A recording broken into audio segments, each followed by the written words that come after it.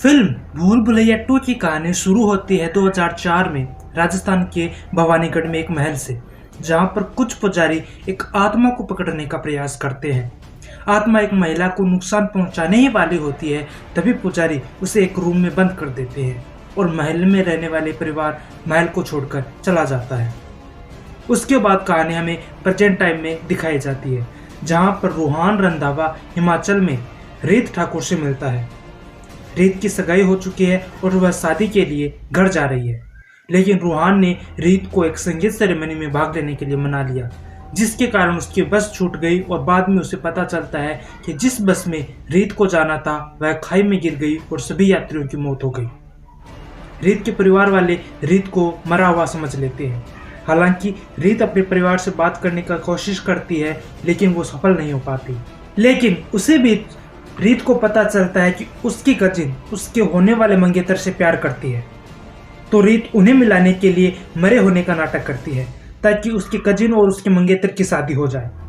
जिसके बाद रीत और रूहान भवानीगढ़ पहुंचते हैं और वे उसी पुश्तैनी महल में छिप जाते हैं जहां पर मंजुलिका की आत्मा को बंद किया गया था। उसके बाद एक पंडित महल की लाइट को ऑन देखता है, जिसके बाद वह सभी को सूचित करता है कि महल में कोई है।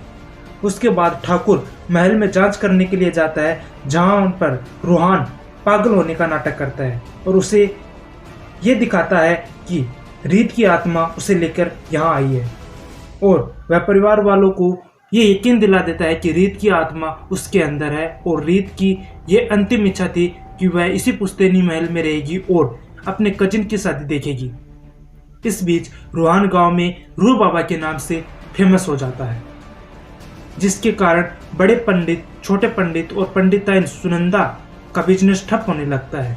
वे गांव वालों को ये बताते हैं कि रूहान फ्रॉड है, लेकिन कोई भी उनकी बात पर यकीन नहीं करता। उसके बाद रीत और रूहान एक दूसरे को डेट करते हैं और एक दूसरे के प्यार में पड़ जाते हैं। फिर एक रात रूहान और रीत के चाचा शराब के नशे में मंजुलिका का कमरा खोलने का प्रयास करते हैं, लेकिन उसी बीच ठाकुर और अंजुलिका वहां पर आ जाते हैं और उन्हें रोक लेते हैं। जिसके बाद अंजुलिका उन्हें बताती है कि मंजुलिका और अंजुलिका दोनों जुड़वा बहनें थी और उसके पिता के साथ कोलकाता से इस महल में आई थी।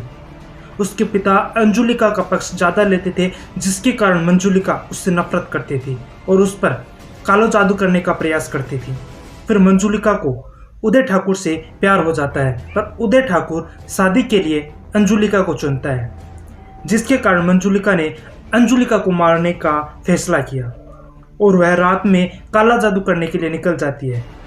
उसके पिता उसका पीछा करते हैं, लेकिन मंजुलिका उन्हें भी मार देती है। वह अंजुलिका पर भी हमला करती है, लेकिन अंजुलिका चाकू का वार करके मंजुलिका को मार देती है। लेकिन मरने के बाद भी उसकी आत्मा उसका पीछा नहीं छोड़ती और वह उदय ठाकुर को बालकनी से गिरा देती है, जिसके कारण उन्हें लकवा हो जाता है। फिर एक पुजारी को महल में बुलाया जाता है और मंजुलिका को महल के एक कमरे में बंद कर दिया जाता है। वहीं मंजुलिका के श्राप के कारण परिवार के 8 सदस्यों की मृत्यु भी हो गई, ऐसा अंजुलिका रूहान को बताती है। उसके बाद एक रात को रूहान और रीत को डेट से लौटते वक्त छोटा पंडित पकड़ लेता है और अन्य पुजारियों को भी सूचित करता है। वे ठाकुर को बताते हैं कि रूहान झूठा है और रीत अभी जीवित है, और वे महल की तलाशी की मांग करते हैं।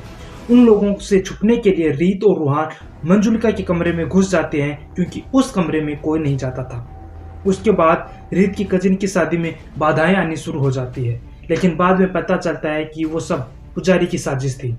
फिर एक रात मंजुलिका की आत्मा अंजुलिका पर हमला कर देती है और फिर अंजुलिका को रीत के बारे में पता चलता है और रीत बाहर आ जाती है और उसे अपनी हरकतों के बारे में बताती है कि मंजुलिका की आत्मा बदला लेना चाहती है और परिवार के हर सदस्य को मार देना चाहती है।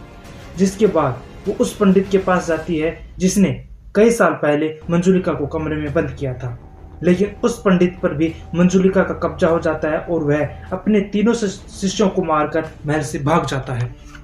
इसी बीच रूहान को उन तीनों पुजारियों की करतूतों का पता चलता है और वह उसे सबक सिखाना चाहता है, लेकिन मंजुलिका भी वहां पर आ जाती है और वे तीनों पुजारी वहां से भाग जाते हैं।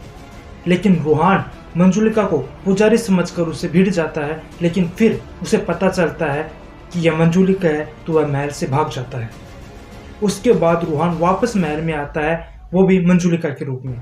वह मंजुलिका की तरह गाना गा रहा होता है, नाच रहा होता है और बंगाली भाषा भी बोल रहा होता है।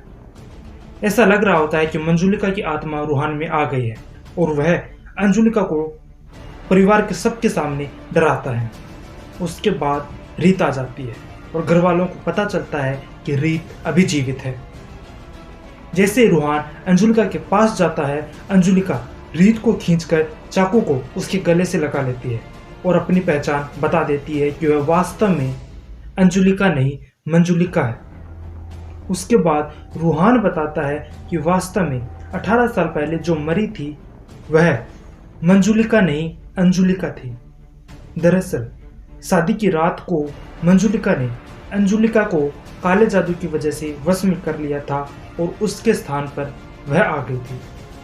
अंजुलिका अपनी बहन को मारने के लिए आई, लेकिन काले जादू की वजह से वह खुद को ही मार लेती है। मंजुलिका ने खुद ही ठाकुर को बालकनी से धक्का दिया था, क्योंकि ठाकुर को यह पता चल गया था कि वास्तव में उसके साथ रहने वाली अंजुलिका नहीं मंजुलिका है। वही मंजुलिका ये भी खुलासा करती है कि उसने ही परिवार के बाकी 8 सदस्यों की हत्या करी थी, क्योंकि वे भी उसकी सच्चाई जान गए थे। इसी बीच अंजुलिका की आत्मा आ जाती है और रीत को मंजुलिका के कब्जे से छुड़ा लेती है और उसे उसी कमरे में बंद कर देती है जिसमें 18 साल पहले अंजुलिका की आत्मा को बंद किया गया था। फिर अंजुलिका रूहान को धन्यवाद देती है और मंजुलिका बंद कमरे में चीखती रहती है और बाकी सदस्य महल को छोड़कर आ जाते हैं।